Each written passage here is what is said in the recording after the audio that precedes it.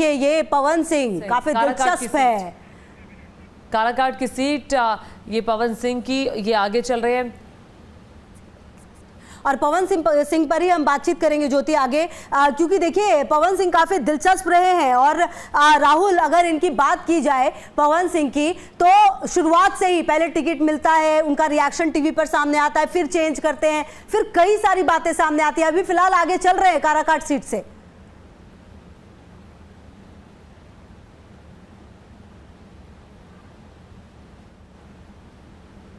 घटना है, लेकिन ऐसी बहुत सारी घटनाएं हैं जो अभी हम अपने दर्शकों से साझा करेंगे, क्योंकि आपने मीसा भारती का जिक्र किया था। मीसा भारती पीछे चल रही है, अपने आप में बहुत बड़ी बात है, क्योंकि पाटलिपुत्र गढ़ बताया जाता है आरजेडी का, तो वहां से पीछे चलना। और आरजेडी को उम्मीद थी कि इस बार बड़ी लीड उन्हें मिल सकती है। तो निश्चित तौर से जो भारत के मतदाता है, वो चाहे दिल्ली में रहने वाले शहरी मतदाता हो, या आपने तेलंगाना का जिक्र किया, पश्चिम बंगाल में बीजेपी पिछली बार भी अच्छा प्रदर्शन किया था, इस बार अच्छा प्रदर्शन कर रही है, लेकिन विधानसभा के चुनाव में स्थिति इतर होती है। अगर हम पंजाब की बात करें, पंजाब में आम आदमी पार्टी ने विधानसभा में जीत हासिल की, लेकिन कांग्रेस तो ये अपने आप में काफी खास रहे हैं।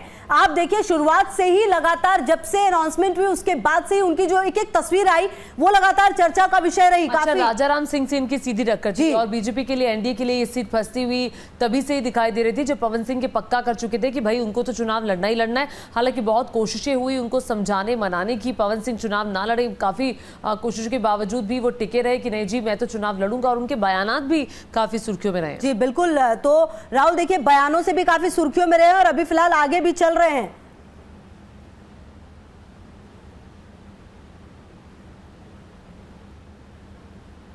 पवन सिंह ने ये तय कर लिया था मैं चुनाव लड़ने वाला हूं, कि इसके टिकट पे लड़ूंगा, निर्दलीय लड़ूंगा, ये आपका फैसला है। और यही वजह है कि आला कमान को उनके सामने झुकना पड़ा था, और उन्होंने अपने प्रदर्शन को वो करके भी दिखाया है। क्योंकि पवन सिंह ने कहा था कि मैं लड़ूंगा तो मैं जीतूंगा, मेरे सामने कौन प्रतिद्वंदी होगी उससे ज़्यादा फर्क नहीं पड़ता।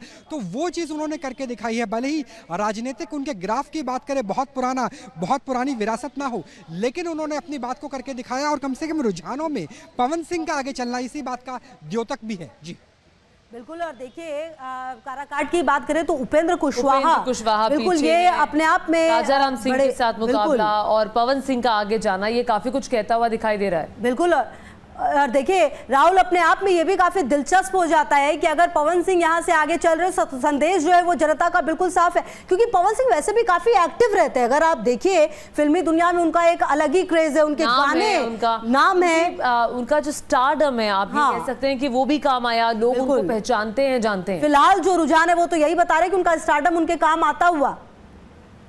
राहुल,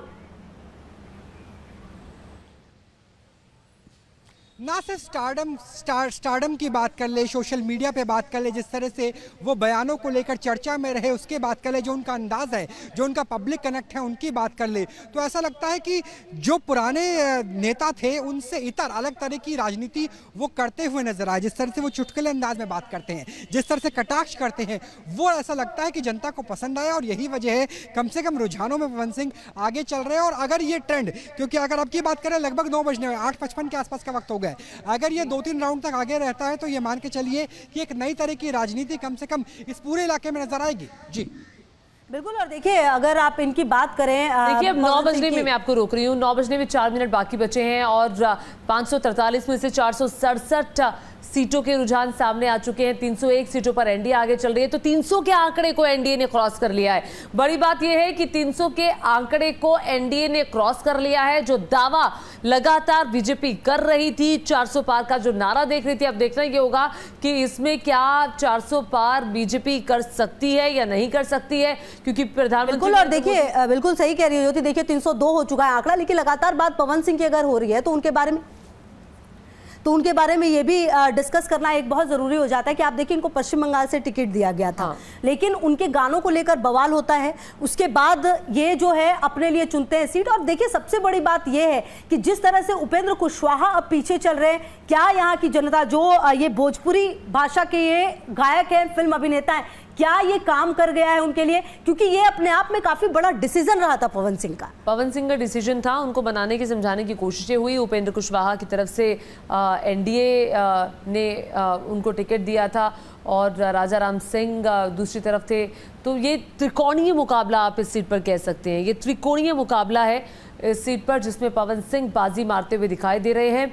और पवन सिंह की ये जो लीड है ये कितनी बरकरार रहेगी और कितने वोटों से होगी, ये देखने वाली बात होगी। और ये एक बहुत बड़ा मैसेज भी होगा एनडीए के लिए, पवन सिंह का खुद डिसीजन लेके आगे जाना, उनको किसी और सीट से पहले टिकट देना, फिर खुद ये डिसाइड करना कि नहीं लड़ूंगा तो मैं काराकट से ही लड़ूंगा और कहीं से नहीं लड़ूंगा। बिल्कुल। और देखिए जो जनता है वो कितना स्वीकार कर पाएगी इनको, क्योंकि अभी फिलहाल तो रुझान में आगे चल रहे हैं, लेकिन फाइनल जो है वो क्या होगा ये देखना दिलचस्प है। और सबसे बड़ी बात ये भी समझिए आप इनके बारे में, क्योंकि जिस तरीके से लगातार खबरें आई, जिस तरह से इन्होंने खुद के लिए फैसला लिया, वो भी अपने आप में एक बड़ा डिसीजन था। तो क्या यहाँ की जो जनता है वो इनके साथ है, ये अपने आप में काफ़ी खास होगा। उपेंद्र कुशवाहा भी इनके खिलाफ है। और देखिए उपेंद्र कुशवाहा के बारे